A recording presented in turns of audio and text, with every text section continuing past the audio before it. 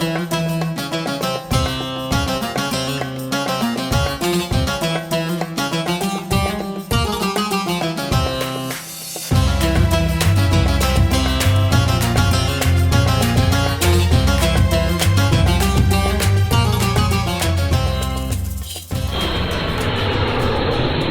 Guys, welcome back to my channel कॉसिनेरास food and life. And आज की ये जो वीडियो हम बना रहे हैं वो बहुत ही इंफॉर्मेटिव होने वाली है।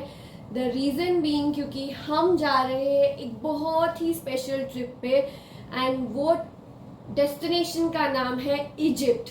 Yes, we are going to take one of the wonder of the world and that is none other than the Great Pyramids.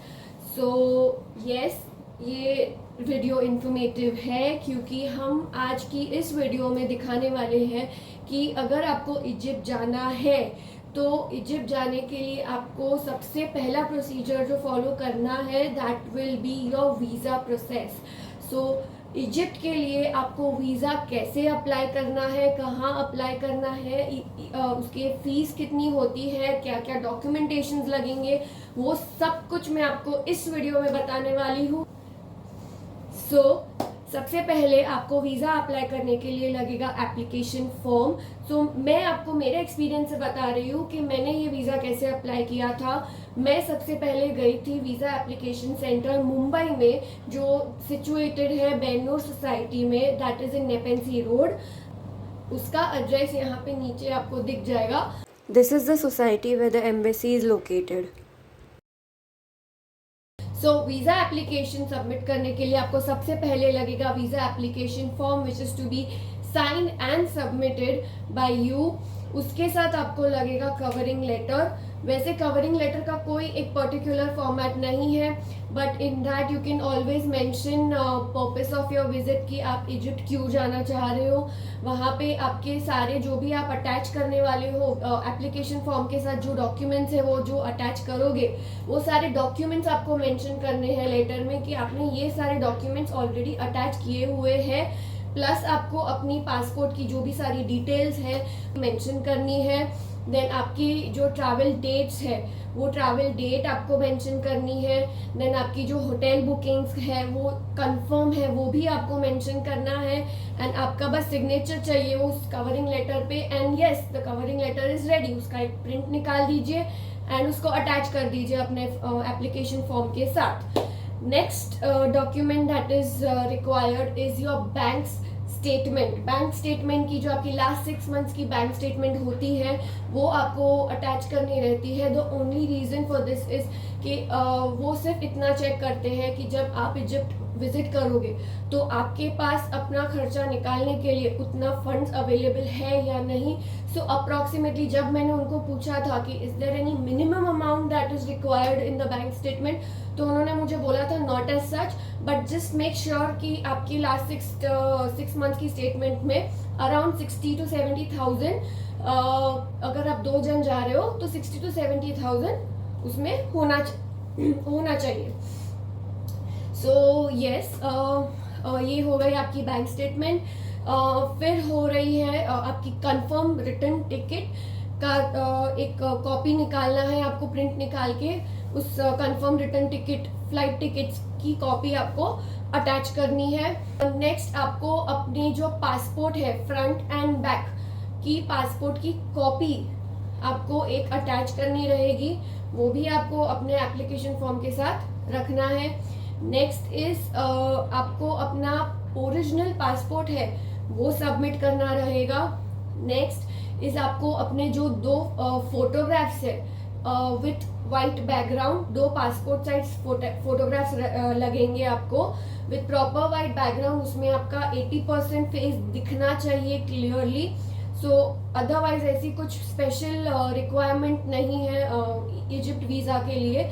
सिर्फ एक पासपोर्ट साइज फोटो होना चाहिए with 80% of your visibility of your face along with a white background. So yes, these are the all the basic documents that are required. Now again, ये जो visa embassy है वो Monday to Friday open रहती है। अगर आपको submission करना है तो वो 9 to 11 मॉर्निंग में ही सबमिट होता है। एंड अगर आपको कलेक्शन करना है अपना पासपोर्ट तो वो आफ्टर बिटवीन 2 to 4 वो आपको पासपोर्ट कलेक्ट करना रहता है. So make sure that you are on time, because अगर आप 1 मिनट भी लेट हुए तो they will not accept your form, neither they will give you your passport. So please be there on time. अभी मैं आपको कुछ बहुत ही इम्पोर्टेंट पॉइंट्स बताने वाली हूँ. सो प्लीज़ मेक श्योर कि आप ये सारे पॉइंट्स बहुत ध्यान से सुने. Please don't miss them out. Number 1, it is very easy to get your Egypt visas. Egypt visas के लिए आपको, अगर आप आज एप्लीकेशन करते हो तो with in 7 to 8 working days में वो आपको ईजीली मिल जाते हैं, अगर आपके सारी डॉक्यूमेंट्स करेक्ट है और इन प्लेस है. तो मैंने जब अपना वीज़ा एप्लीकेशन फॉर्म सबमिट किया था तो वहाँ पे जो सर थे उन्होंने मुझे बता दिया कि all your documents are correct and you will get your visa easily. So you can come after 8 days. मैंने अपना एप्लीकेशन किया था 11th December 2023 को एंड उन्होंने मुझे बोला कि आप 18th December 2023 को आइए और अपना पासपोर्ट कलेक्ट कर लीजिए. सो मैंने अप्लाई किया 11th December को एंड 18th December को मेरा पासपोर्ट मेरे हाथ में with visa, paper visa ready था. नेक्स्ट, अगर आपका पासपोर्ट पुराना है और आपने नया पासपोर्ट रिन्यू किया है, then you do not need to give your old passport. आपको सिर्फ अपना जो नया पासपोर्ट है वही आपको देना है. They are not going to ask for your old passport. Number 3, there are some agents जो बोलते हैं कि आप ई वीज़ा करवा लीजिए, या फिर आपने कहीं ऑनलाइन में भी पढ़ लिया रहेगा कि आप ई वीज़ा करवा लीजिए. तो मैंने ये वीज़ा एम्बेसी से कंफर्म भी किया था कि अगर if I go for e visa so will they accept it over there. तो उन्होंने मुझे क्लियरली बोला था even if you go for e visas आपको वहाँ पे एक्सेप्टेंस नहीं मिल सकता है. We can not promise about that. अगर आप इजिप्ट लैंड करते हो और अगर आपका ई वीज़ा रिजेक्ट हुआ then it is not our responsibility. So it is better you go with a proper sticker paper visa. Passport पे लगता है sticker paper visa, go with that. So I would advise don't go for e-visas. There are lot of agents who advise for e-visas. Please don't go for that. Next point है कि अगर आप सोच रहे हो कि कौन इतना एम्बेसी में जाके टाइम वेस्ट करेगा, इससे अच्छा मैं कोई एजेंट हायर कर लूँ. See this is completely your choice. अगर आपको एजेंट हायर करना है then also you can go ahead with it. But my personal suggestion is कि आपको इजिप्ट वीज़ा के लिए एजेंट हायर करने की बिल्कुल भी ज़रूरत नहीं है, बिकॉज एजेंट आपके पास से एक्स्ट्रा पैसे तो लेके ही जाएंगे. प्लस मैं ऐसा समझती हूँ कि अगर आप वीज़ा एम्बेसी में जाके खुद से वीज़ा करवाते हैं तो एम्बेसी में से भी आपको उस कंट्री के बारे में काफ़ी सारी इंफॉर्मेशन मिल सकती है. So always try to get connected to the visa embassy and get your visas done yourself rather than giving your visa applications to any agents. But coming back to Egypt is very smooth process for visa if again all your documents are correct and they have no problem with your documentation part. So मैंने जब भी application किया with in 2 minutes application दिया मैंने उनके हाथ में. I had to pay the fees.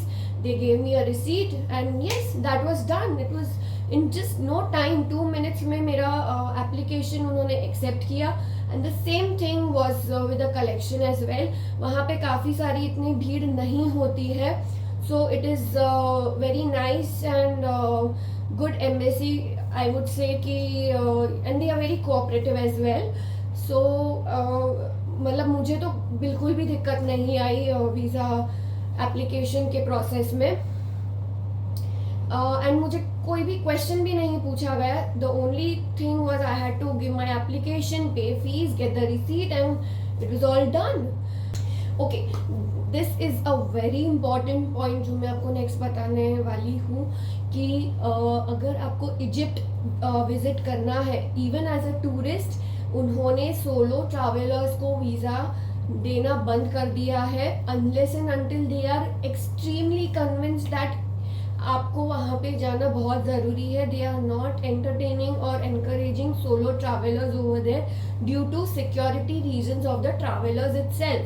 सो अगर आप इजिप्ट घूमने जाना चाहते हो तो आपको किसी के साथ या अपने फैमिली या फ्रेंड को लेके जाना वो ज़्यादा प्रेफर्ड रहेगा। ऑफ कोर्स उनका सोलो ट्रैवलर्स के लिए कुछ नॉर्म्स रहेगा या कुछ अलग से एप्लीकेशन या कुछ तो भी प्रोसेस रहेगा, but what they suggested me is to not to travel solo while you are traveling in Egypt.